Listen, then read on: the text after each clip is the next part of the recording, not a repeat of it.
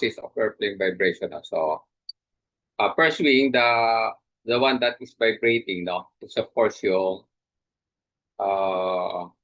wing. Okay? So that is based on the outside forces. Okay? Kasi last time we discussed about the system, di ba? And the system, once it is operating, it is producing vibration. So dalawa naman yan, we have usual and unusual vibration. And of course, I gave you already that there is an observation form, okay, or vibration lag, no, na pinipilapan ng crew. So, tanong, sir, paano nga pala kung walang vibration? There is no, there is no unusual vibration, so none. Okay? There should be an accomplished form. Okay? Hindi pa pwedeng wala. Okay? So, it means that you are aware that there is no such thing as unusual. Okay? Unusual noise and unusual vibration and unusual temperature. Okay? So, ilalagay mo nan. Kasi dalawa kasi nangyari niyan, posible na nakalimutan mo, okay? O nakaligtaan mo. Parehas yun. So, yun yung ano. But of course, they will look at it and they will find out na you're aware that there should be a mandatory requirements to report. Okay? So, kung okay lang, so sabi okay lang naman you put there. No? So, no observation. Okay? So you want to assist the OT, no? As I've said nga, sa atin, no, sa aviation, we have what we call auditing. No? Hindi, medyo mabigat yung auditing natin because it is, of course, yung pinaka-baseline niya is the safety. And that is our obligations, no? To make every flying machine safe. Mainit pa, guys. Okay. So, we have, I also gave you the buffet and flutter. Okay. Buffeting is the vibration of the wing caused by the aerodynamic excitation. So, ibig sabihin, the movement of air at the top and bottom of the surface. No? So, once the wing is on an angle, okay, so what happens is that pagka ganito siya, mabilis yung airspeed dito, yung velocity, bababa rito. So the pressure will be higher and the pressure will be lower. It will produce lift. But once it has an angle of attack, too much angle, okay, then the air will bounce, okay, but because of the viscosity, okay, it will go back. But when it go back, it will have an erratic movement, erratic velocity, and it will not maintain a ideal velocity, no, to produce lift. Okay, so what will happen is that since velocity, the air is rotating, so the velocity will drop and the pressure will increase. Thus, Bernoulli's principle or theory, no, it will have a negative lift, no? So what happens is that it will drop, no? So pababa yung lift niya kasi tataas yung pressure, okay? So yun, no? But nowadays, as we can see, no, the engine, no, is the one that is hunting, especially sa mga fighter airplanes. So makikita mo naman yung sa ano, di ba? Yung sa mga video, no, yung F-35. Kita mo naman kung paano nagka-climb, no? It is because that the power loading is so high. So ibig sabihin, power loading is the thrust that is being produced by the engine is too much, no, for the weight that is being supported. Ang lakas, no? So, ano sila, nakaka-climb, then of course, gumaganon pa siya. Okay? Then you can see na pagka umakyat siya, ang daming ano rito, may mga ano siya, may mga vortices, okay? And that is a increased turbulence after departing from the surface of the aircraft. Okay? So, yun.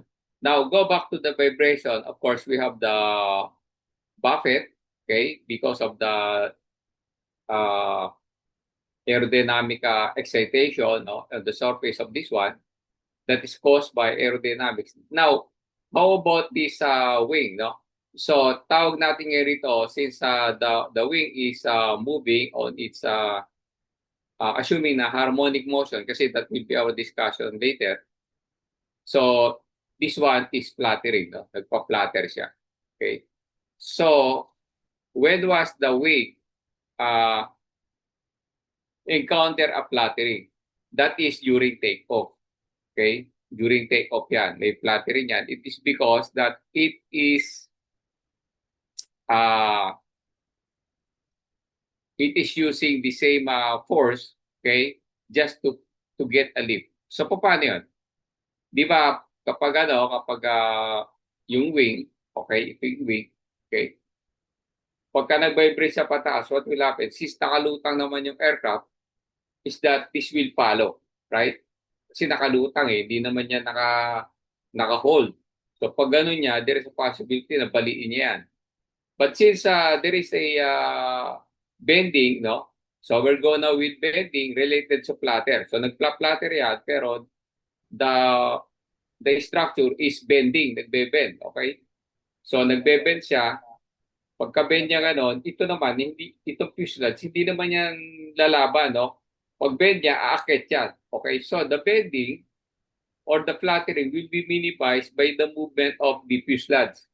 Pag yan, nag-negative dito, what will happen? Hindi naman lalaban to. Susunod rin yan, okay? So, you can see that the fluttering will be reduced because of the reaction of the weight of the aircraft, right? So, yun. Now, tanong, bakit sir take-off? Take note that during take-off, okay, the aircraft is on its gross weight. No? Puno ng fuel yan, puno ng cargo yan, and so on and so forth. So, may kita mo, pag to-make off yan, it is now producing lift, and that lift will produce a bending on the wing. And of course, since bending on the wing yan, hindi susunod yung yung katawan. Ha? Hindi basta-basta susunod yung katawan yan kasi mabigat siya. So what will happen? Naka-bend. Actually, sa bigger airplane, no, like yung C5 Galaxy, mahaba yung wing yun eh.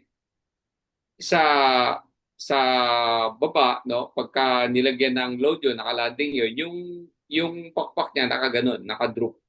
Okay, nakadrop yan. Dito yung fuselage, nakadrop. Pag tumakbo na yan, makikita mo, hindi to hihiwalay sa ground.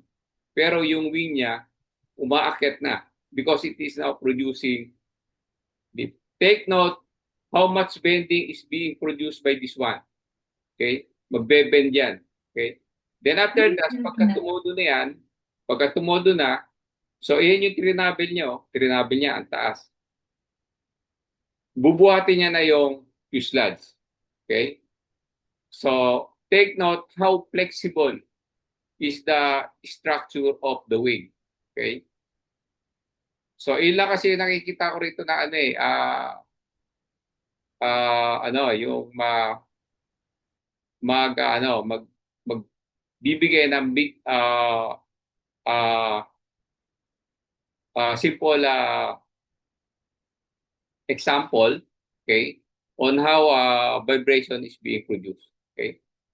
So, wala naman kasi sa iba di ba? Sabi ko kasi noong nakaraan, parang pinatay na natin yung klase na kapag nag-vibrate ng unusual, sinaset down ka agad. Okay? Shut down ka agad. Okay? The same with the sound at saka pagka nag-init. Okay? Then there is a backup. Pero yung sa wing, wala, di ba? So, yun. And we have a lot of wing configuration, di ba? We have a perpendicular surface, okay, rectangular. Uh, we have a swept back. May mga nakaganyan, meron nakaganon, swept back. Okay. So that is to address the possible produce of aerodynamics that will excite the buffeting and of course produce fluttering for the wing. Then of course we have okay, the other one naman are of course ano naman yan, for other maneuver, okay, let's say extension and retraction of landing gears, okay, and of course application of air brakes, okay, and speed brakes, no? So sa fighter airplane, meron niyang speed brake sa ibabaw mismo ng fuselage likod ng ito yan, okay? Meron niya rito speed brake tumitindig nakaganon. Tumatayo rito sa likod. Gumagano niya. Okay, that is a speed brake. That is other than the speed brake na last time na pinakita ko nasa engine, di ba? Dito sa gilid, bubukas sa makina mismo. Ito sa aircraft, may makina rin niya rin sa loob, sa ilalim. Dito umangat sa ibabaw. Dito. Okay. Pag angat dito ngayon, this will produce drag and the hole here will exhaust pipe here will exit the exhaust gases dito pupunta sa ibabaw, lalabas. Okay. So yon. So maraming way, no? Now of course it will produce shaking, no, on the aircraft. Or to simplify it, it's ano. Then of course because of the several use, no? Several use, it will of course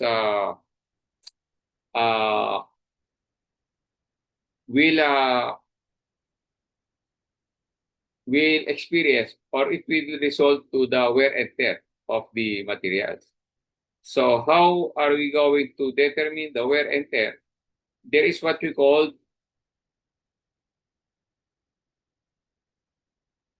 continuous monitoring, no? Or sometimes we have what we call the inspection. So sometimes we have yearly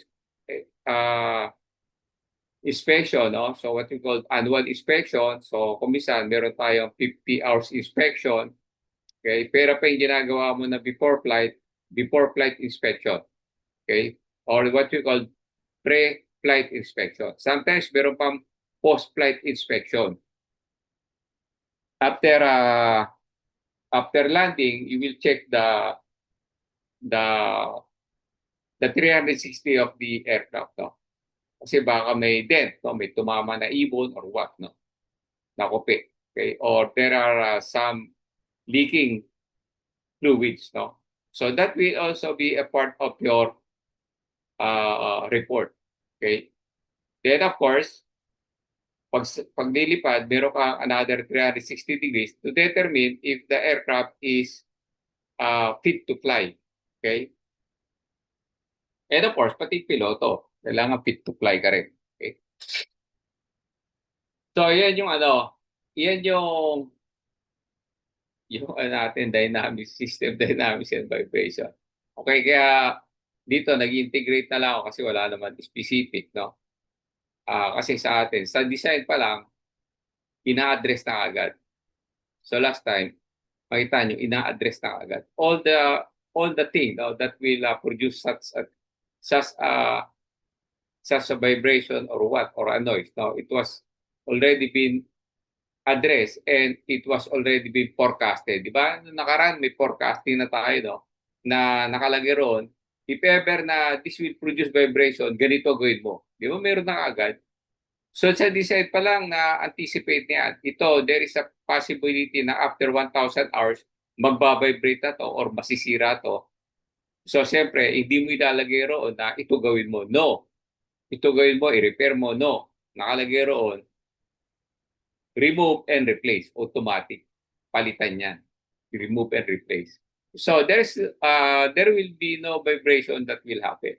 Okay? So unsafe, di ba? Safe yung aircraft. Okay? Hindi porke narin tayo, no? Safe talaga yan. Okay? Noong araw may mga bata pa tayo, delikado naman yan. Actually, mas delikado nga sa kotse. Okay? Mas marami pa aksidente sa kotse kaysa sa airplanes yan. Kabila, siyempre, kukunti lang lumilipad na airplane kaysa sa kotse. Hindi, pero sabihin natin na in terms of percentage, mataas talaga. At saka in terms of time. Mamaya kasi meron tayong harmonic motion, di-discuss natin. Now, erratic motion, no? Regular motion and erratic motion. So, kailangan siya magiging erratic agad. Okay? Then, also, we have I gave you already the analysis based on the high angle of attack of the aircraft. Okay. Then, of course, we have what we call flight envelope, right? So, you know that the flight envelope, that is the envelope where the airplane should fly. Okay, you don't need to fly. You don't, that forbidden to fly outside of the flight envelope because medyo ilalagay mo sa alanganin yung safety ng aircraft. Pati safety mo, siyempre. Okay? So, yun yung natin. So, kita mo naman patay na patay yung yung discussion, di ba? Kasi si Dolphy, wala ka naman rito pag may nasira, ayusin mo. Dito kasi automatic na siya, no? There's no time na gawin mo procedure yon, especially when the airplane is flying. Hindi pa pwede yun. Katulad sa kotse, pag hindi umi-start, siyempre, hindi ka muna, bubuksan mo yung hood. So, doon hindi. So, automatic yan na may replacement ka agad yan, automatic yan, may backup.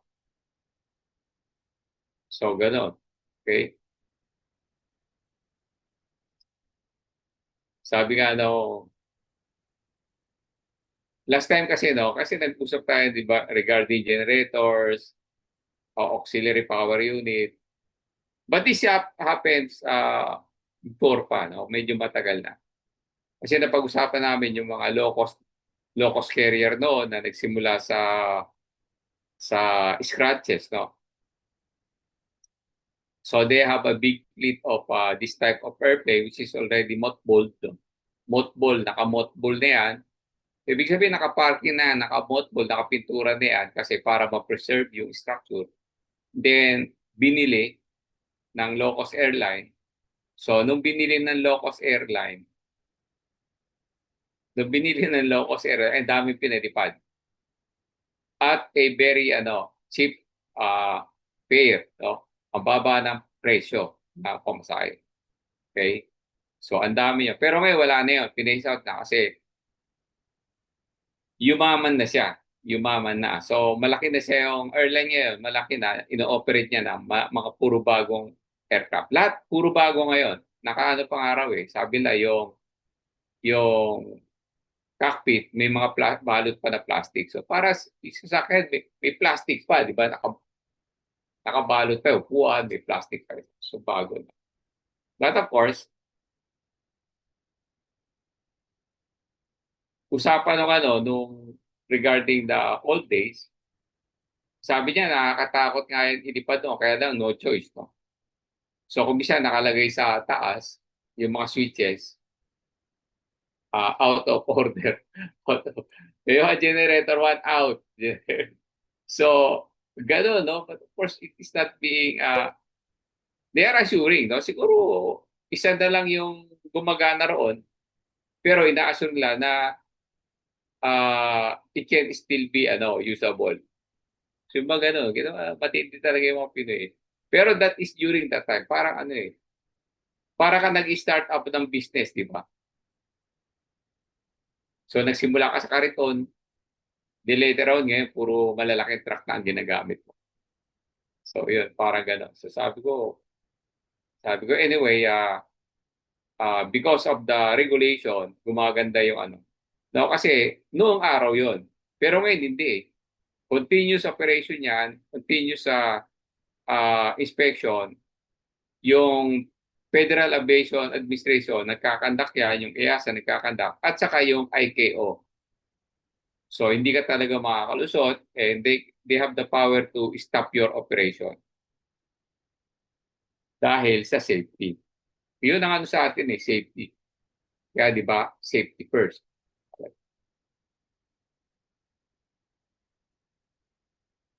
Di ba, ayan nga, napag-usapan natin safety na yan. Kasi dati noon, zero accident, din nakalagay. Zero accident.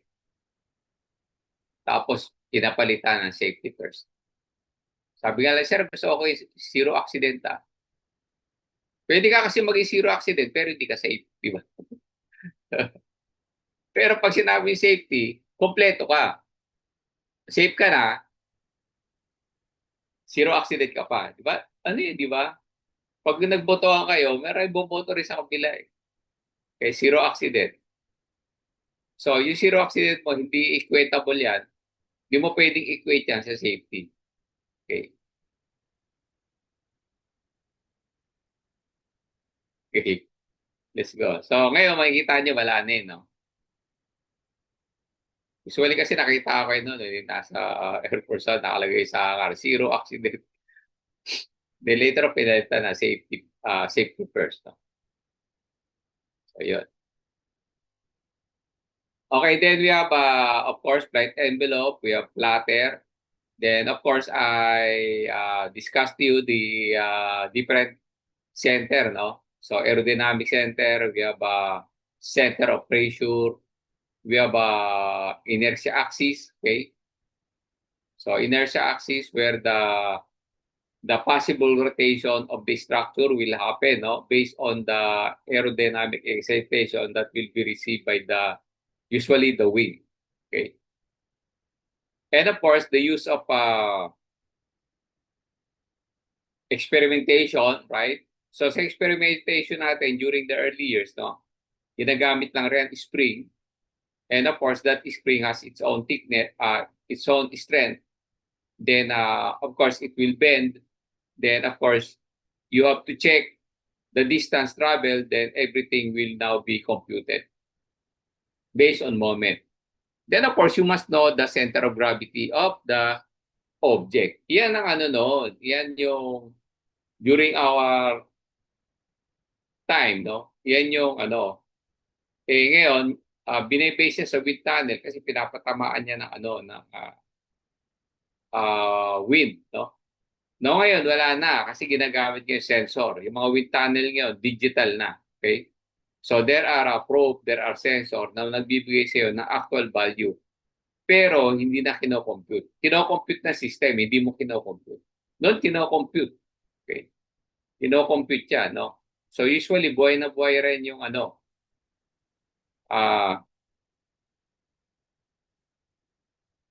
statics, no? Ano ba tawag ron? Statics of body ba yun? O mechanics. Kasi dalawa yan, di ba? Meron pa tayo. Statics and dynamics. Statics and dynamics saka yung mechanics of deformable bodies. Mamaya, di-discuss ko rin sa inyo yung mechanics of deformable bodies. No? Although, upon checking your curriculum, ngayon yan. Ngayon kasabay, di ba? Ngayon yung mechanics of deformable bodies. Tawag namin yan before is the strength of materials. Kasabay rin dito ng course natin is the thermodynamics. So, correct me if I'm right. Okay, correct me if I'm wrong. Nakita ko naman kung yun. Okay. Okay, we have below and above spring, no? But of course, we're talking about the spring. Mamaya, discussion rin natin is the spring. Okay? Because that is the basic. But of course,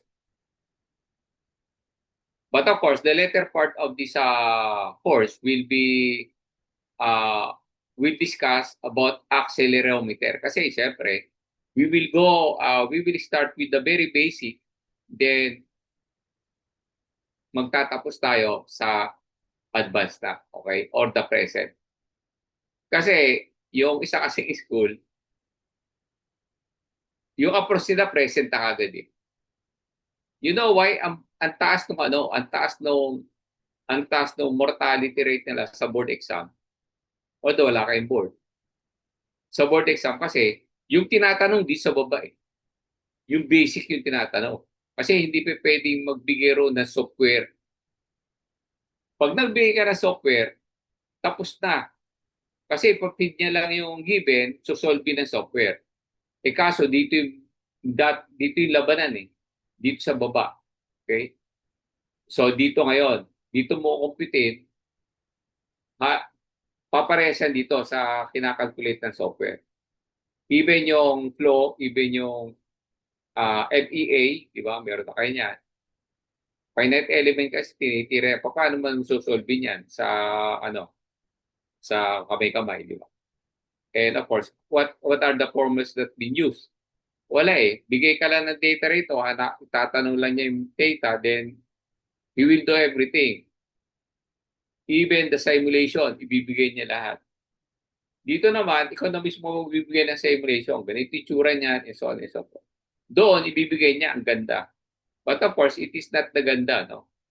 It is of course, how you arrive with that. So, saan mo dapat gagamitin yan? During nasa work ka na. Kasi pag nasa work ka na, magdi-discuss ka, natural, naka-simulation ka. Okay? But dito sa school, siyempre, gagawin mo yung pinaka-basic para malaman mo kung paano ginawa yon. Okay? So those are the no? Kaya nung pag umaandel ako roon, then I will go back, no? With the foundation, then I will ask them to solve. Siyempre, scenario roon is the given below the present. So wala, hindi magawa. Hindi magawa. Okay? Kasi yung other data, susolve mo sa baba, yun. Ibang data, susolve mo rito, then ilalagay mo roon. Okay? Ngayon, lahat ng data naroon. Okay? No, paano mo na-build up yung data? Yun, dito galing sa baba. So, yun ang problema. Kaya sabi ko sa mga instructor, sabi ko, bigyan nyo rin sila ng idea kung paano nangyayari yan. Kasi binibigay mo, ang daming data eh. Tapos isa-simulate niya lang, di ba? And the simulation is walang hassle yan. Kasi unang-una, the system will just work on it. No? Hindi yan gagalaw kapag kulang. So, sobra. Or eksakto pala. Okay. So, we have the resonance or we call noises or noise. Then, of course, we have causes of vibration. Siyempre, marami tayo niyan. Okay. Then, of course, we have what we call the flattering suppressor. Now, yung flattering suppressor, di ba? Sabi ko, kung ito yung wing, ito yung fuselage mo, ito yung wing, pagka nag-flatter yan, the tendency, pagka umakyat yan, what will happen, yung katawan, susunod. Okay? So that is already what you call dampening. Dampening ng movement ito. Pag ito naman, tumaas, pagka bumaba pala siya, susunod yung katawan. Pagka tumaas siya, susunod yung katawan kasi nakalutang. So that is a dampener. Okay? So saan niya kinuha yung dampener na yan? Siyempre sa shock absorber. So, ito, binibigay ko yung actual, then pupunta tayo sa basic. Okay? Pero meron rin tayo tinatawag na flattering suppressor. Yung flattering suppressor, meron tayo tinatawag na mga elevator. And that elevator will do the correction. Let's say nagpa-flatter ka, siya nagko-control din siya. So without the movement of the pistons, kasi pangit naman, ito yung pangit naman yung akyat baba, di ba? Akyat baba. Ganun na ganun yung alam mo, yung pistons mo, kasi yung wing mo, akyat baba, di ba? So dito naman, para hindi ka na gumalaw, pagka umakyat siya, meron niyang mga outboard, no? Outboard and inboard na control surface, no? na nagka-counteract sa movement ng wing. And that is what we call fluttering suppressor. So ibig sabihin, the body will just move straight and the suppressor will do the adjustment based on the movement of the wing. So i-correct niya, no?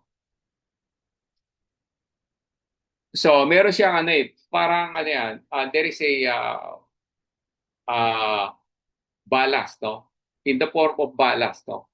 Pagka pumunta siya rito, dito siya papalo sa kabila. So it will not go inside the fuselage so that the fuselage will move. Hindi. Doon lang siya magko-correct. Okay, so that is a fluttering suppressor. Or, kung minsan yung suppressor natin, kasi ito, for that irregular movement, kung minsan, bakit suppressor? Kasi ginamit natin, meron siyang actual control surface na gumagalaw para i-counteract yung up and down movement. Okay? Kaya tinawag na suppressor. But of course, for the system, tawag natin yan is dampener. Ibig sabihin, any vibration will be damped, no? Absorbin niya ng component para bumagal.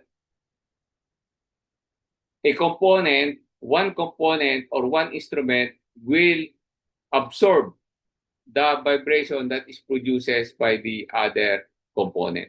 Okay? And that is what you call dampener.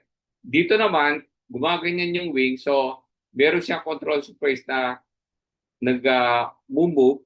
So, what will happen? Nami-minimize niya kasi pag gano'n siya, siyempre kukontrahin, bababa siya. Okay? So, yun. Tingnan nyo kung gaano no? Mechanical. The mechanical design of the wing is of course in the purpose na masusustain niya yung vibration. Bakit? Di ba sabi kanina, wear and tear. Now, if you will use the vibration for a long time, no, without using a suppressor or the movement of other control surface to counteract the movement of the aircraft, no, or the wing up and down, so the wing will of course it will have a very short lifespan because of the wear and tear. Pero kinapitan mo na, so what will happen? Medyo matagal yung labanan ng wing na yan. Okay? So, yun. So, as I've said, sa design pa lang, naroon na kagad, everything is being anticipated. Inaano na, okay. So, sabihin, itong surface na to, actually, the one that's vibrating surface. Kasi, na-discuss na nga natin yung system, di ba? Yung system, nagbabibrate na yung outside, no? So, ito, magbabibrate to. Ano ngayon yung gagawin natin? Okay? Assuming na lumilipad yan ng Mach 1.5. Okay? So, pag nakita mo yung Mach 1.5, syempre alam mo yung airspeed. Pagka nakuha mo yung airspeed, malalaman mo yung dynamic pressure sa wing, di ba? Pag nalaman mo sa dynamic pressure sa wing, alam mo yung wing area. So, kung makikipit mo naman yung lip, no? Yung lip, no? So, yung lip can be upward or, of course, it will be downward, a negative dip, no? Based on the position of the wing at high angle. Okay? So, doon. Kaya siyempre, meron ka tinatawag rin, limitation for the aircraft. Sasabihin mo, ano lang yan, hanggang 5 degrees, no? Angle of attack, no? O hanggang 30 degrees lang. Hindi ka na dapat lumampas kasi doon lang kinumpute. Okay? Doon lang kinumpute. At saka sasabihin, yung aircraft hindi pwede mag-inverted flight kasi hindi kakayanin yan. Kasi mostly, yung positioning niya, ano lang, ganyan lang, no? Hindi siya pwedeng mag-rotate. Okay? So yun, nade-determine lang doon pala. Kaya every aircraft has its own limitation and has its own flight envelope. Okay? Bibilang natin yan. So we have, I also discussed to you the stackable piezoelectric, no, actuator. And that is based on the accelerometer, which is being placed. And of course, accelerometer is a device used to measure the dynamic movement of a system. That is accelerometer. So pagka ganyan yung movement, nalalaman niya kung ano yung kabilis yan, no? By using impulse, no, or graph. Ginagraph niya yan. Pag gano'n naman, ginagraph na rin yan. And also what's direction. Okay. So that is accelerometer. And of course, as I've said, for the whole aircraft, there are some points, no, na pwede mo lalagyan ng probe, then you will excite the aircraft. So, paano may testing yan? Siyempre, hindi mo ililipad. Nakapatong yan, okay, sa pakpak, dalawang pakpak, nakapatong. Then, gaganon yon, the aircraft will, okay, will vibrate, and it will be sensed on all the points, no, on the aircraft, no. And that's you will base your, yung iba kasi nga, pagka sumobra nga sa ano, napuputol yung pakpak eh. Okay? So that's true, napuputol yan, no? Sa sobrang, yung exciter niya, no? So ang bilis na gano'n yan, the aircraft, mabilis yung gano'n. Okay? Stationary, gano'n. Okay? So sometimes the wing, nababali, no? Kasi mahaba siya, di ba, nababali. So dito nga, i-design mo para hindi mabali, di ba? So paano mo i-design yan? Siyempre, kailangan may stiffness yung yung beam niya. And of course, if it happens na meron sa ganyan niya na, di ba? So gumagano yan, static. Okay, ilagay natin ngayon sa dynamic, no? Assuming na may hangin na, hangin na tumatama. So yung ganun mo kanina, siyempre matutulungan niya na dynamic pressure, di ba? Matutulungan yan kasi meron kang dynamic pressure na tumatawag sa wing. Kung pag ganun ka rito, itong wing na to, magpuproduce yan ng lift. Okay? So it will lessens the amplitude, no? Okay? Or yung movement vertical. Mababawasan kasi tumatama yung hangin dito. So magkakaroon ng lift yun, mababawasan niya yung vibration. So meaning, kung magko-collapse yung structure sa static testing, there is a possibility na of course, it will not fail during application of dynamics. Okay? If there is already a dynamic pressure on the surface, mag-e-extend yan. Hindi yan masyado mababali and so on. So, nilagyan mo na ng dynamics, no, by dynamic pressure. So, lumipad na siya. So, paano po ma-reduce? Lalagyan mo ngayon ng another control surface sa ibabaw niya para i-counteract yung movement. So, that is now yung sinasabi kong suppressor. Okay? So, what does it mean? During the testing, it will fail, but during flight, it will not.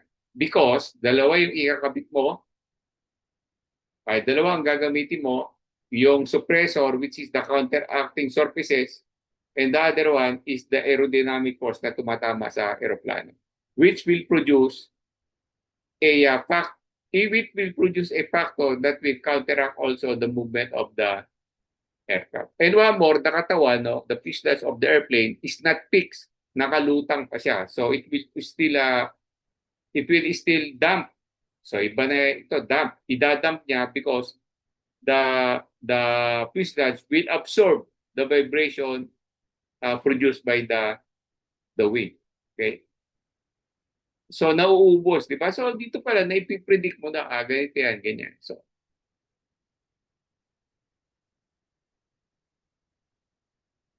na-discuss ko ngayon last time yung siyempre meron kang stackable actuator, no, piezoelectric, no. Sa electronics nyo, di-discuss yung piezoelectric. Dito hindi natin yan.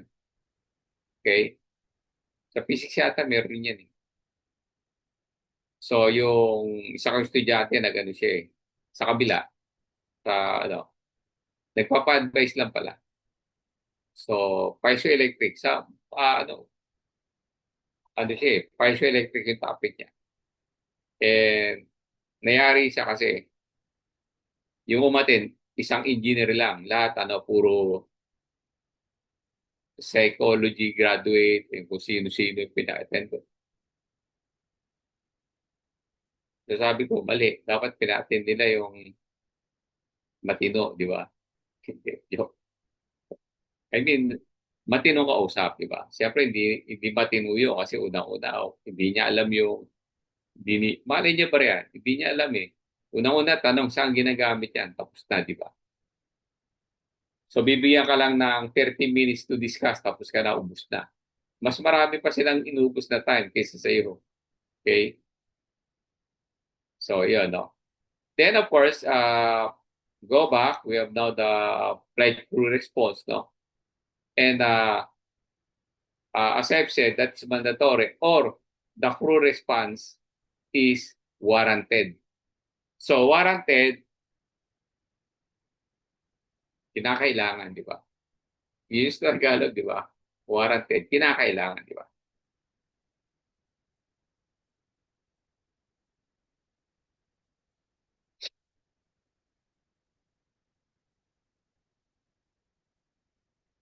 Kaya pag sa police may warrant ka, kailangan sumama ka kasi kinakailangan kang sumama. Okay? Okay, so that is our last time discussion.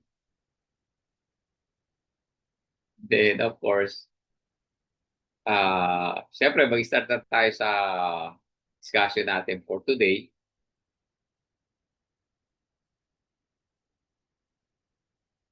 Okay. So, I will share, Nari po ba kayo?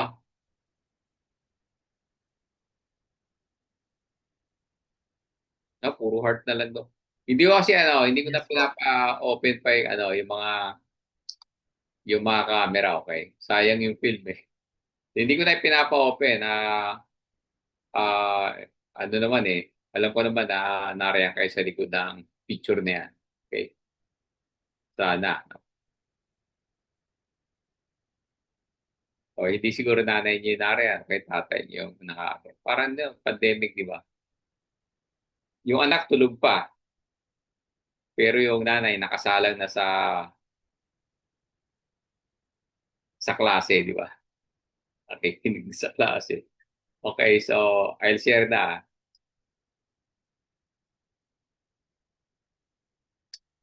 Okay, saan ba tayo?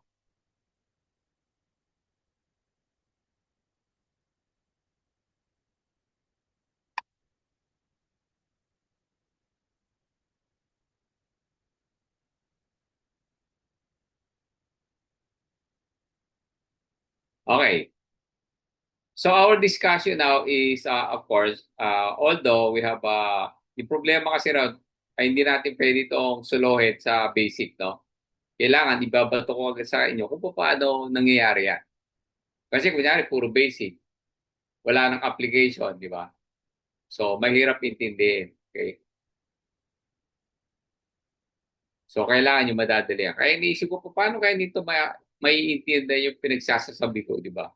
So, pag sinabi ko to, kailangan may suporta ako rito. Sinabi ko to, may suporta ako rito. Okay, lagi kang may references. Okay, we talk vibration, paano? So, kanina nakita nyo na kung paano natin sinusuppress, di ba? Paano yung suppressor. So, using additional control surface para paano yun siya. Tingnan niyo yung B52, di ba? B52, di ba? Ang haba ng pakpa. Makita niyo ang daming control surface, di ba? Kasi sa sobrang laki ng wingspan niya, there is a tendency na gagalaw siya. But take note that B52 is a bomber, no? So, ilang tonelada bomba yung dala nyo. So, ang bigat ng katawan, di ba? So, kung mabigat yung katawan, the bending will be severe. And if there is no suppressor, what will happen is that the wing might fail, no? So, nilagyan ng mga, kita nyo, yan yung wing niya, makikita mo, ang daming ano rito, ang daming control surface sa likod. Okay, so lahat yan gumagalaw just to control the, just to make stability on the wing. Okay, so as I've seen now, as I've seen na yung ano nyo, yung, wait lang.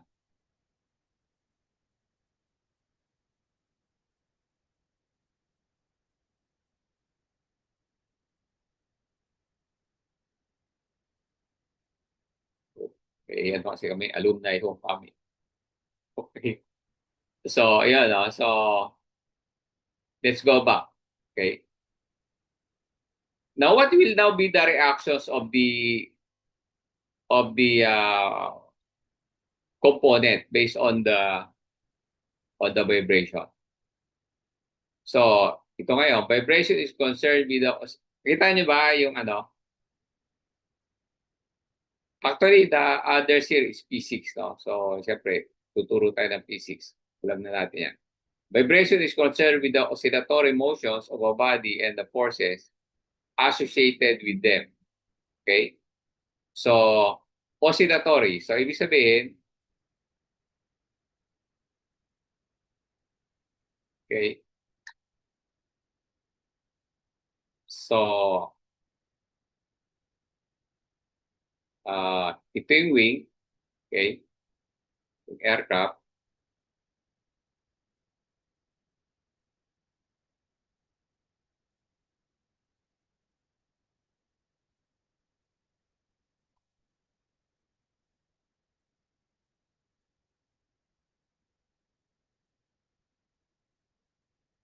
Then, of course, this will vibrate. Okay?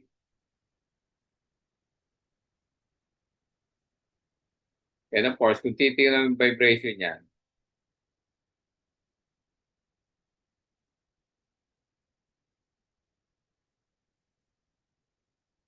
so this was discussed last time na could be a harmonic motion, di ba? Harmonic.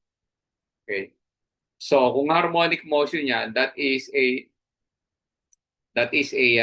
course, that is usual. Pero pagka mabilis siya, so that's a problem. Okay? So, assuming na yan, so we have the oscillation. Okay, all bodies possessing mass and elasticity. Okay, elasticity. So, all the bodies are now having an elasticity. Let's go now with these fuselage, with this wing. Okay, ito ngayon yung wing natin. Tara tayo riyan. Okay. Rectangular lang tayo. Huwag na muna tayo pumunta sa tapered. Okay. Kaya kasi hindi naman yung discussion natin. Assuming na mono wing. Okay. This beam will be subjected to bending. Magbe-bend yan. Okay. So, how it will bend? Okay. So, dito ngayon papasok yung bending moment. Okay. So, assuming na equal bending yan, no? Gawin natin now, the bending here, the moment here, is the same. So, we have the moment and we have the moment. So, this one will of course bend. Okay? Ito siya ngayon. Exaggerate na natin para madaling maunawaan.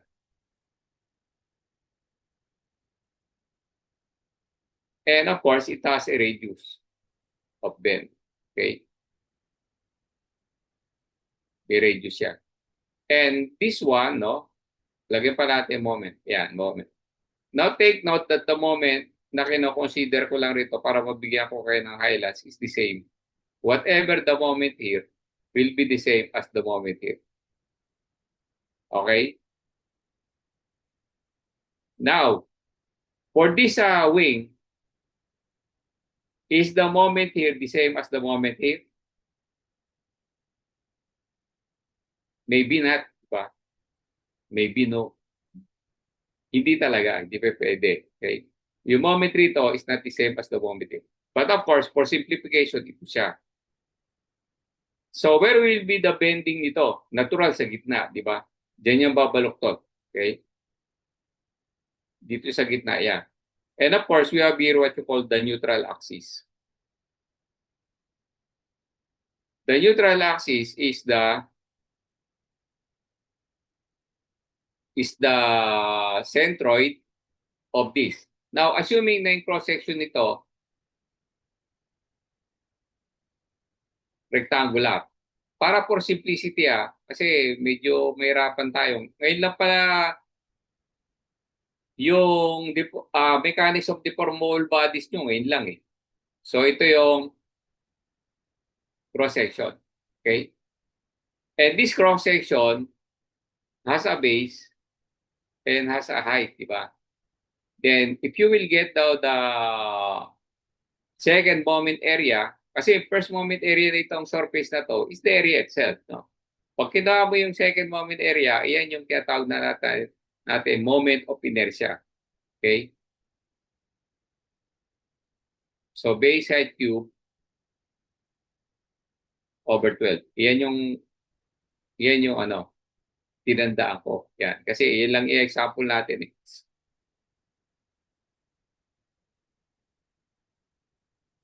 Yung sa circular, wala naman tayong ginagamit na circular, ay meron din pala na ganito. Pero yung pinagko-cover natin is fabric. So for circle, we have a circular cross-section. Inertia is phi d to the fourth over 64. Pero dito lang tayo. Okay? Rectangular lang tayo. So there is a possibility na hindi talaga parehas. Yung moment niya rito and the other moment dito. So in-extract natin to, ito na siya, yung wing, then ito na siya. Nagbe-bend siya. Okay? And this bend, no, pag nag-bend to, may movement rito, upper surface siya, papunta rito. Okay? And this will produce compression. And dito naman, meron siyang outward.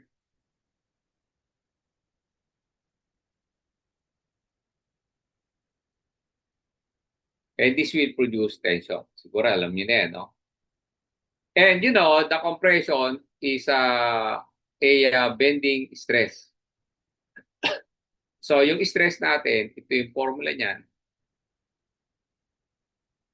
is P over A. Okay? So yung stress natin, dalawa yan. Bending stress, kasi nag-bend, di ba? Tawag yan. Kasi S is equals to P over A. This is your axial equation yan. Bakit axial equation? Ito lang yan. Left and right eh. Left and right yung discussion natin Ito axial.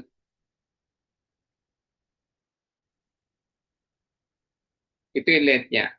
Okay. Then nilagyan mo siya ng load. And this load will have a deformation. Okay. Deformation. So dito, the deformation is the extension, deformation or extension, and that is what you call strain. Strain is equals to deformation over length. Now you can see the strain is no dimension, right? Dimensionless siya. Because this is in inches, this is in inches also. So no dimension. Okay? But of course, sabi, yung stress raw, which is this one, is proportional to strain. Okay? Proportional to strain raw. So if you will graph it, ganito ra itsura niyan. Going there. Ito yung stress natin. And dito yung strain natin. Pag tumaas yung stress, tataas rin yung strain. So, proportional sila. Yan siya. Then, ito siya. Okay? So, proportional. So, ibig sabihin, proportional siya in the sense na yun yung maximum strain. Strain. Doon lang siya hanggang. Now, what will happen after the proportional? So, magkakaroon niya na yan ng breaking point. Okay? Meron niyang yield at saka rupture. Yung yield is that without applying a load, the material will stretch. Continuous stretch without applying load. Then after that, it will fail.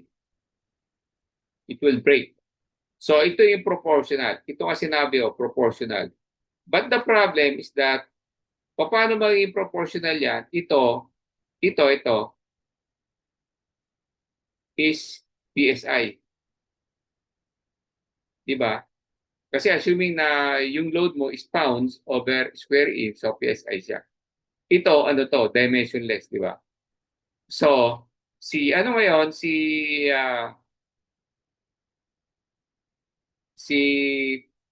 Thomas Young, nag-develop siya ng modulus of elasticity. Ito, E. And modulus of elasticity is of course, modulus of elasticity is the stiffness of the material, no? So, meaning, different material has its own different stiffness. Kaya ang iniisip ko sa deformable bodies natin, meron tayong aluminum, dinugtungan ng steel, dinugtungan ng bronze, okay? Then afterwards, kukumpitin natin yung total deformation. Kasi iba-iba yung galawan yan eh. Iba-iba yung mag-e-extend yan, no? Let's say, applying a heat, no? So, yung thermal expansion magkakaiba. So, e-extend siya. Sabi ko, ano ba purpose yan? Bakit kinompute yan? Actually, wala naman tayong ginagamit na gano'n, na combination, di ba? Kailangan homogeneous siya eh. At saka isotopic. Pare-pares yung materials. Hindi ka pwedeng gumawa ng structure na dugtong-dugtong, iba-ibang materials, di ba? Pag gumawa ka aluminum, puro aluminum yan. Pagka steel, puro steel yan. No? Hindi pwedeng karugtong niya iba, di ba?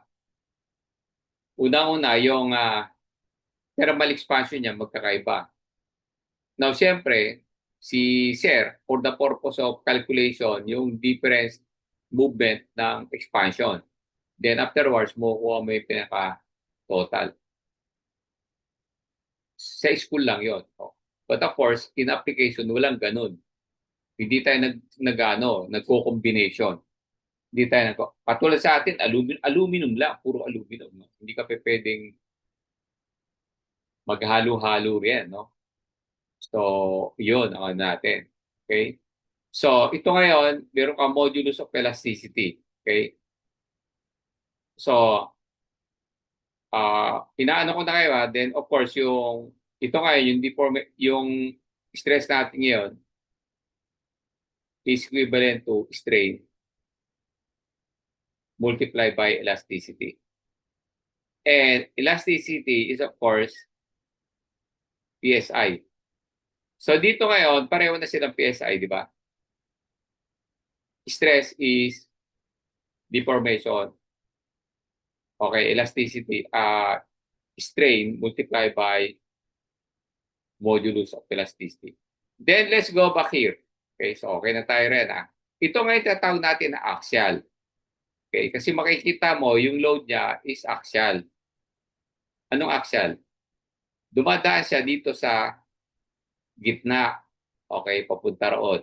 Axial yan. Okay. So, axial natin dalawa. This is under tension. Pwede mo rin papalikin yan. Under tension, it will elongate. Under compression, it will compress. Okay? Ito yung compression natin.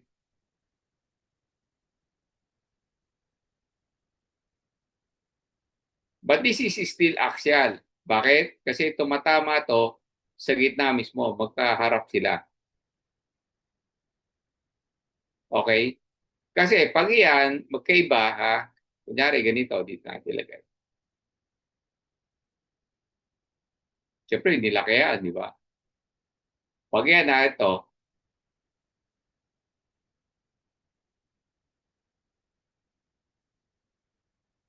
axial rin yan, but it will be subjected to shear stress. Itong gitna na to, mapupunit yan. Okay? Kasi dito yan yung load niya at saka dito. So that is also a stress, which is what you call shear. Ganun. Shear. Okay? Yung isa kanina, ganun eh.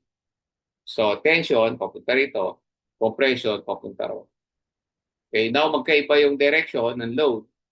So, pag itinulak mo to, ito itulak mo rin doon. Ito surface na to will be under shear. That is another stress. Pero dito lang tayo. Okay, shear stress. So, dalawa yan. So, yung stress na to is either be compression or tension. So, dito naman, pagka rectangular yan, no? Regular rectangle, yung cross section niya. Pagka binend mo to upward, ito ngayon, that is under compression, ito under tension. The value here is the same here. The stress here is the same stress here. But the nature of stressing is different. Okay, because the stress here is compressive, the stress here is tensile, tensile stress. Pag ito, ni-reverse mo siya, ni-reverse, no? Ni-reverse mo siya. So what will happen? Magbe-bend yan, baliktad. So itong tension na to, pupunta sa ibabaw, yung compression, pupunta sa ilalim. And that is a continuous process because of this, di ba? Nagbabibrate siya. Or nagpa-flutter, I mean. No? So that is continuous. Ano ngayon yung tibay nito? Nitong, kailangan ito stiff. Elastic, yan. No? So we have now elastic and of course the material should be stiff. There should be a stiffness on the material. Stiffness. What do you mean by elasticity? Of course, it will just follow the movement, di ba? Stiffness. Double S yan.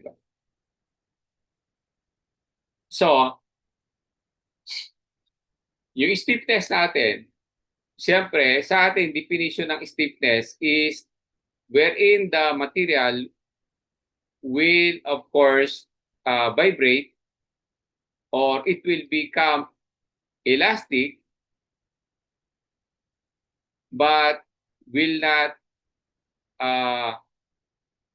uh, will not result to a permanent deformation. Okay? So kahit gumagano na ganun yan, pag nawala yung forces, still the same, nakaganon yan. So that is stiffness of the material. It will return to its original form or original shape. Walang deformation. Okay? Now, paano yan pagka sa sobra-sobra yan, no? Sa sobra-sobra na vibration, ano mangyari? Una-una, yung sobrang vibration pala, no? Dagdagan na natin yung lecture natin, is based on the inertial load. Yung inertial load kasi in terms of load factor. Yung load factor is equals to lift over weight, di ba? Ito yan, load factor is equals to lift over weight. And of course, weight is equals to mass over gravity. Okay? Substitute mo yan dito, so magiging lift over weight times G. So masosolve mo to, okay? So that is now your load factor value times G. So you will have now your load factor na 1G, 2G, 3G, and so on. Okay? So this is the strength based on the this is the strength indicator for the structure to to hold the stiffness, no? Pag lumampas ka riyan, of course, there is a possibility of failure. Okay? Diba? Kaya ngayon, katulad yung sa fighter airplane na yung F18 is 7G. 7G. So, ibig sabihin, yung load factor niya is 7G, kakayanin niya yung 7 times the gravity. Okay? Okay. Now, what if umakyat siya ng 10G? There is a possibility na mag-fail yung structure because this will be subjected to so much elastic movement. Okay? Na hindi siya na-design na yan. So, pagka sa 10G, ano mangyari? Let's say, lumanding ka, that airplane will be subjected to AOG or aircraft on ground and it will be subjected to inspection. Actually, alam nyo, yung aeroplano, ine-x-ray yan. Para tao yan, ine-x-ray. Diba? Say, ine-x-ray bakal. Yeah, ine-x-ray. Yung loob, makikita mo may mga cracks. Okay? Pag nag-x-ray yan, nakatayo yung aeroplano, may black rib sa likod. Then, sa loob ng hangar, ine-x-ray yan. So, makikita mismo sa loob kung kumpleto yung kung may naputol o may nag-crack. So, kasi sometimes buo pa yung aeroplano, pero sa loob, kasi ito dito sa loob, nagka-cracks na riyan or naputol na. Okay? So, let's go back here. So, ito ngayon, so we have from the centroid, no, from the center reference up to here, that is what you call radius. Okay? That is the radius, okay? The radius of bend. Then dito, meron tayong gitna nito. Gitna ng outer surface. So sabihin natin, SS yan. SS. And the difference between the two, this one at saka ito, is Y. Okay? Yan yung Y. So, what is now our, what is now the deflection dito? Now, ito, kung meron tayo rito ng deflection na ganyan, dito yung deflection natin is of course Y. Okay? Or strain natin dito sa bending na to, strain natin dito is equivalent to Y over R. So, kita nyo yung relativity nito, di ba? Ito, deformation, dito, over length. Dito, Y, distance, which is the difference between the distance of this outer reference and the inner. Kasi ito, pag nag-bend ito, itong gitna na to, itong axis na to, magmula rito, hanggang dito, is longer than dito, hanggang doon, right? Pag nag-bend siya, itong gitna na to, is longer than this one. Kasi nag-bend, di ba? Mas mahaba yan. So, kung kukunin mo yung length nito, iba-minus mo sa length nito is of course that is your Y. And that is Y over R is your strain sa bending. Ito, strain sa axial. Okay, pero dito tayo lang sa bending. Okay? So, ito siya ngayon. Okay, that is now your strain, but of course, since strain is equals to Y, okay, strain is deformation over E. So, what is now your stress? So, yung stress natin is of course, ano may stress natin? Ito, right? So, this is now our stress, okay, is equals to E times, strain times E, okay? Then, after that, we have now the stress, ito, is equals to strain times E. So, ito yan. Then, of course, yung strain natin is of course, the stress is of course, deformation that is stress over R or E, E.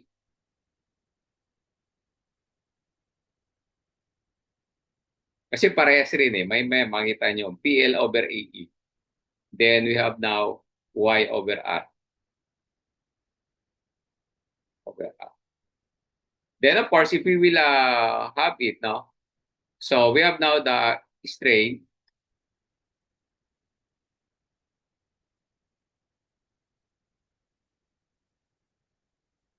Kasi dapat ginamit lang natin S, no? Is equals to E directly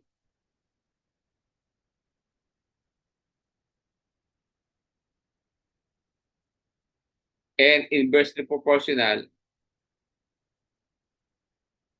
sa Y and of course sa R.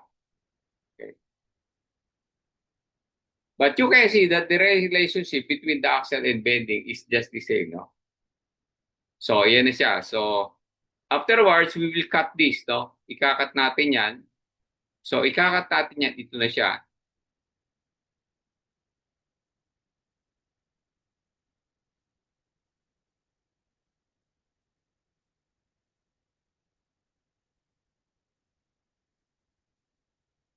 Actually, ganun siya.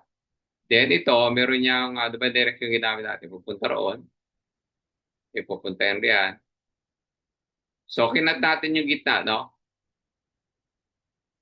Itong gitna na to. Kinat natin yan. So, kung may pupunta riyan, pupunta rito yung kabila. Okay. Then, of course, meron tayo rito neutral axis. So, syempre, yan yung pinagitna. Yun, no? Neutral axis. So, neutral axis. Then, we have a force here. And this is your element of force. And of course, this surface is element of area, right? So kung kukunin mo yung stress, is equals to BF over element of area, di ba? So parang stress, ito, stress, so yan, over area. So the force is equivalent to, equate na natin integral yan. Okay? Okay? So we have, ipasok mo roon, okay? We have now your stress, okay?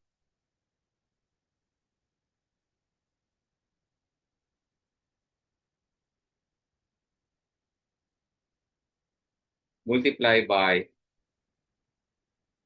area. So yan.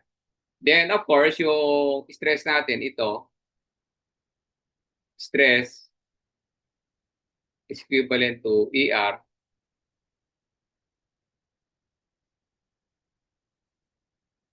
times Y.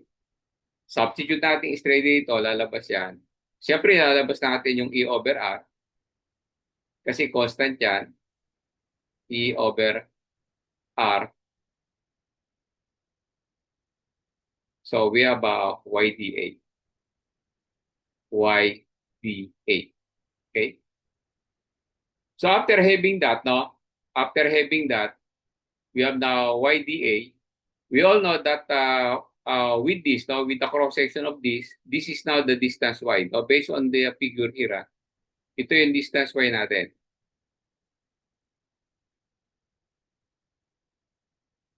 Ito yung Y, right? And of course, we have what we call here moment of resistance. Dito, itong force na to, meron niyang resistance, okay? Na opposite direction siya, o punta. Ito yung arrow mo, moment of resistance. Na i-resist na itong forces na DF, which is imaginary based on the analysis, okay? So, afterwards, we have your moment of resistance M is equivalent to force times Y. Force times Y. Yeah. So, after this, we will now substitute here. So, yan, moment is equivalent. This is a bending moment. Ito yung hinahanap natin yung M na yan. Is equals to, ipasok mo to, Kasi yung value ng F, E over R, integral of y dy, y dA times y. So, mangyari nito, magiging ito equals to E over R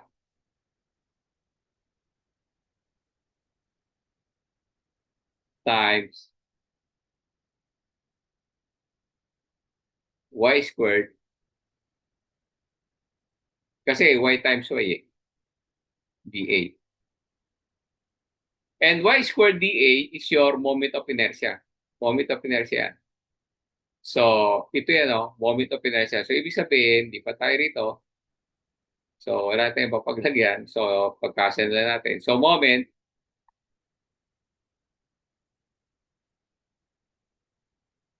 is equals to EI over R. So, that is how you will get the moment of the bending moment. So, yung issue rito is that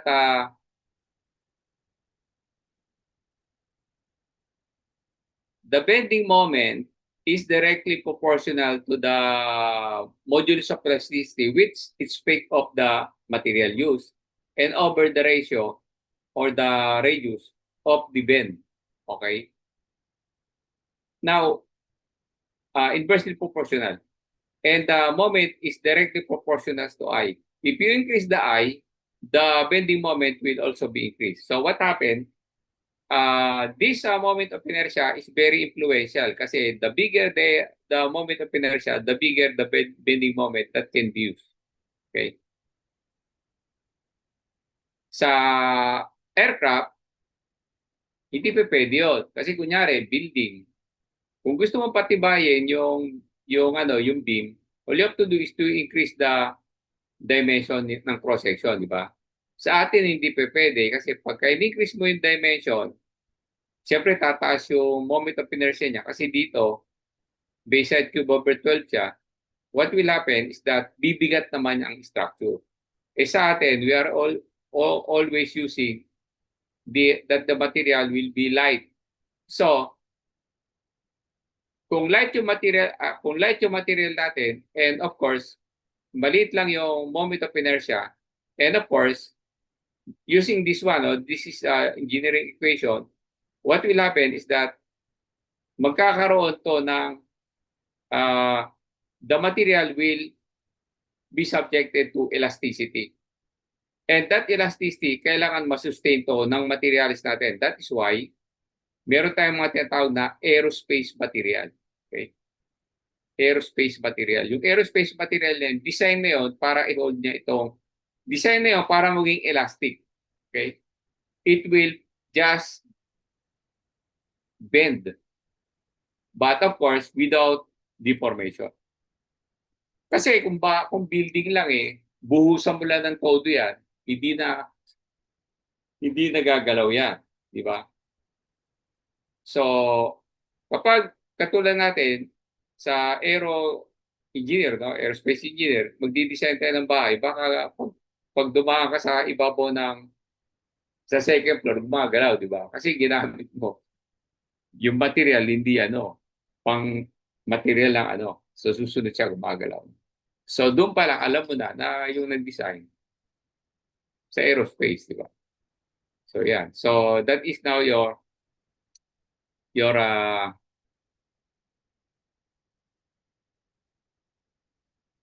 equation.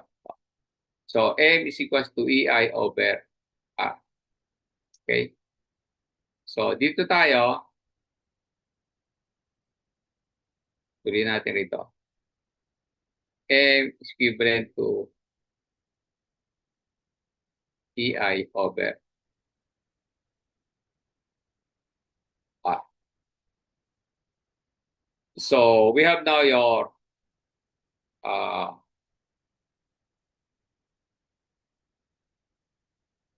simplifying M over I is equals to E over R. Okay? So, that's E over R. Ano ba meron dito na E over R na pwede natin kunin?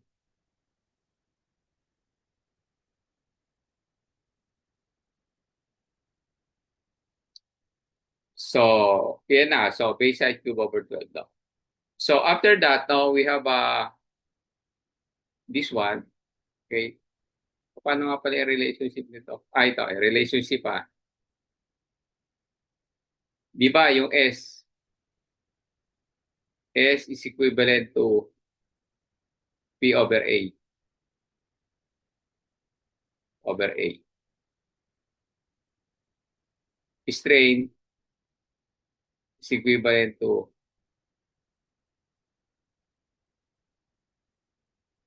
deformation, right? But E should be equivalent to deformation times E. Deformation. And deformation over L, right? But this should be multiplied by E, di ba? Deformation over L times modulus of elasticity. Kaya sabi ko sa inyo, ibibigay ko yung halves parehas eh. So, yung S mo is equivalent to strain, ito, stress. Hindi na ito yung ginamit ko para madali maintindihan. So, parehas siya ng S. Okay? Paro lang. Okay, is equals to S is equals to strain. Now, yung S, ilagay natin P over L is equals to substitute. Okay, we have deformation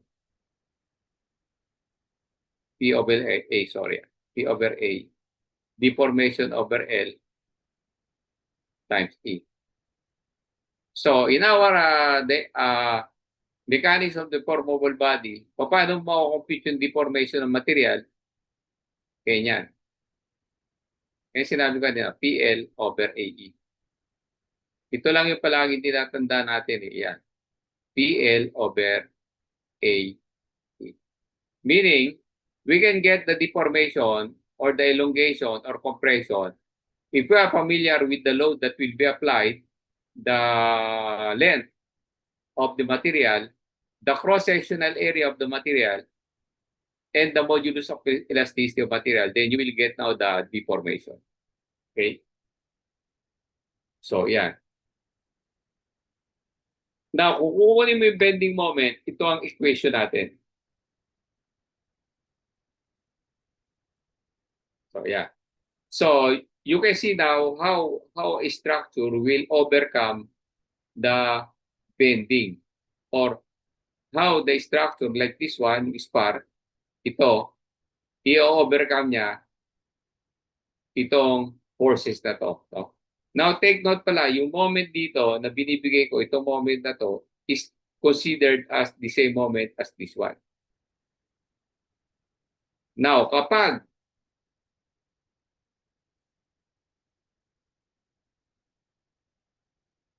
iba na, okay, kapag iba yung iba yung iba yung moment, yung bending moment rito, magkaiba ng bending moment rito.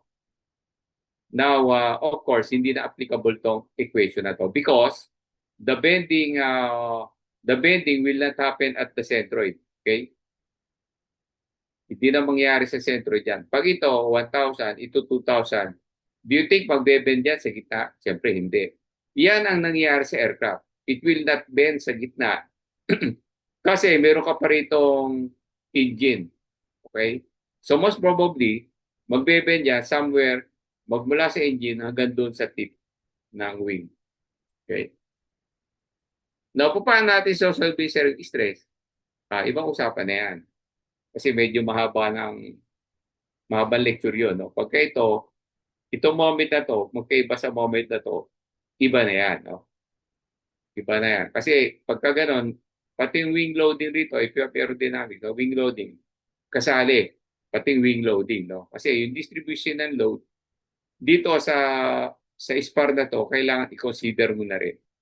But for the moment, I will just speaking on the vibration and elasticity and the capability of the materials to return to its original form, doon lang muna tayo. Okay? So, yung keyword dito is stiffness. Okay? The material should be stiff.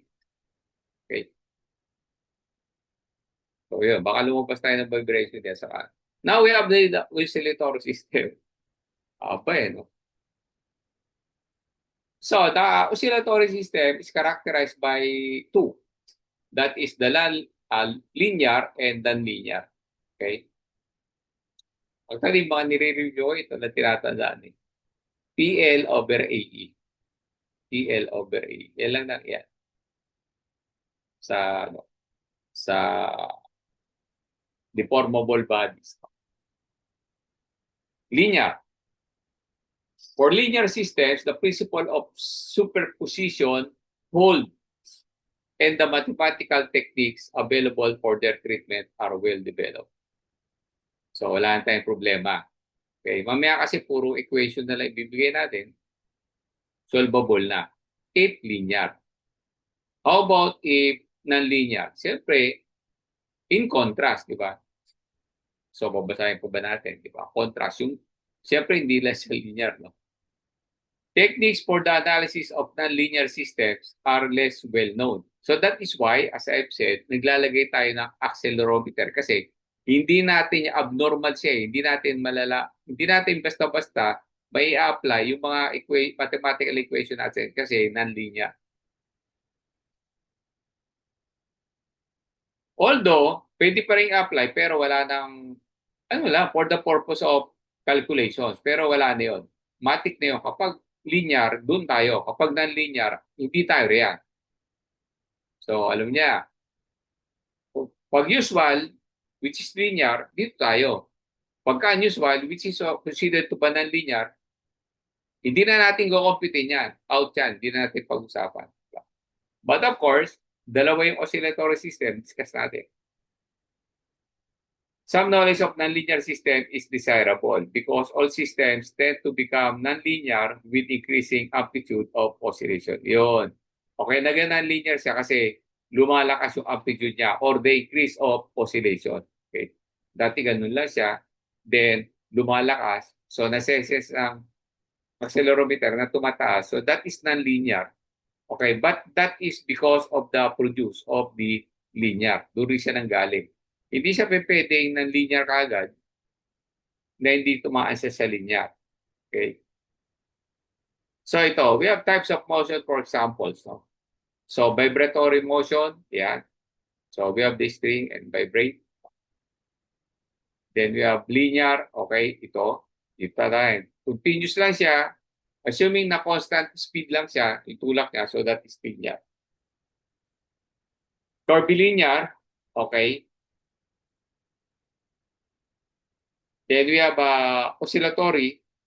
So this is oscillation. So oscillation parang vibration niya. Assuming na yung wing natin, regular movement siya, linear siya. Linear siya, but of course this is oscillatory. No? Then we have circular motion. So circular motion is the motion. So magkaiba yan sa rotary motion. Yung circular motion is that you're encircling as a surface, no? So that is based on the surface. Pagka sinabi circular motion, may reference ka which is the surface. So circular motion. Sabi, meron kang rotary motion sa Earth. Hindi tawag ron rotary motion. Circular motion nyo kasi dito ka umiikot ka lang. Okay? How about kung rotary motion, meron ka ritong motion for different radius ng blade, no? Actually, the velocity here is faster than the velocity rito, di ba? Ito, yung velocity rito mas mabilis kaysa velocity rito sa velocity. Because velocity is a function of time, right? And distance. So 1 second, yung distance nito na tinravel niya is very short sa tinravel nito. So if you will divide it, mas mabilis yung nasa dulo kaysa sa unahan. Okay? So dito halos wala. Okay? Now, what is the angular velocity? Angular velocity.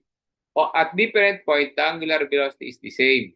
Kasi kunyari, ito, yung blade na to, nasa 15 degrees. Yung dulo na to is the same, 15 degrees rin eh. 15 degrees lahat yan, so the same. So the angular velocity will be the same on all point of the radius of the blade. No? Pero yung velocity, magkakaiba. Mas mabilis sa dulo. Kaya sa propeller, no, yung propeller blade, for a bigger airplane, no, pag nag-rotate yun, so rotary, no, pag nag-rotate yun, the, uh, the, the tip, the tip of the wing is subjected to a Mach number. So, ibig sabihin, sobrang bilis nito, dito, subsonic, mabagal. So, ito ngayon, yung tip ng airfoil, no, or the wing, is going into supersonic flow. Pag nag-supersonic flow to, magbabibrate tong dulo na to. Magbabibrate yan. No? Because it will, of course, dalawa yan. It will have a dynamic uh, dynamic flow of air. It will produce shockwave formation, and it will, of course, vibrate. And this vibration will be absorbed by the remaining radius of the okay. Hindi lang sa wing hindi lang sa wing, pati yung propeller. Pag sobrang bilis ng rotation niya, what will happen? Magkakaroon dito ng supersonic flow dito sa dulo. Kaya dito ngayon sa dulo, nilalagay nila yan ng axe. Okay, medyo malaki yung area para ma-overcome yung possible fluctuation or fluttering of the tip, no, that will affect the whole blade. So blade ito blade. Okay? So yan. So we have circular motion and rotary motion. Okay?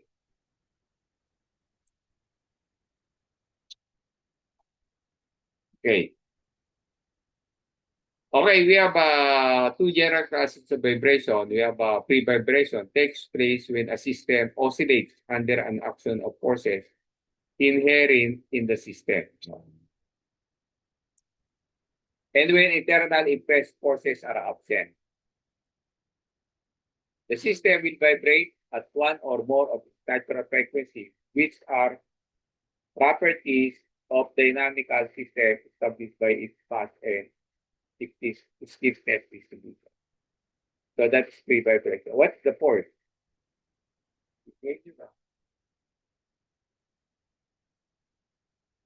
Takes place, I think, maingay itong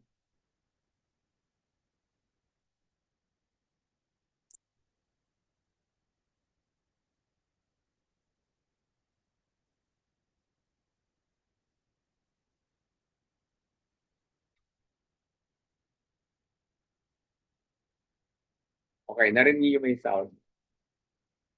Okay, so I think we have to break. We will have a break, no? Actually, malapit na mag-9 naman. No? Then afterwards, uh, we will continue. Okay? So, sa bagay, iba naman, madali na naman ito iba.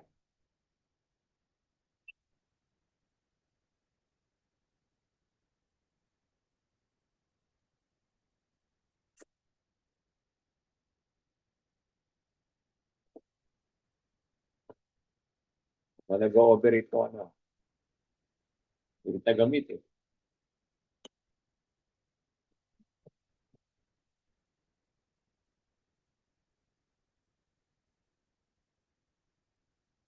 Okay, break muna tayo. So, I will check. Check ko muna. Here. So, wala. Okay, yung yung sa ilalim kasi naka sa glass. Okay, so I think over. Wala madampot yung remote ng okay, let's have a break.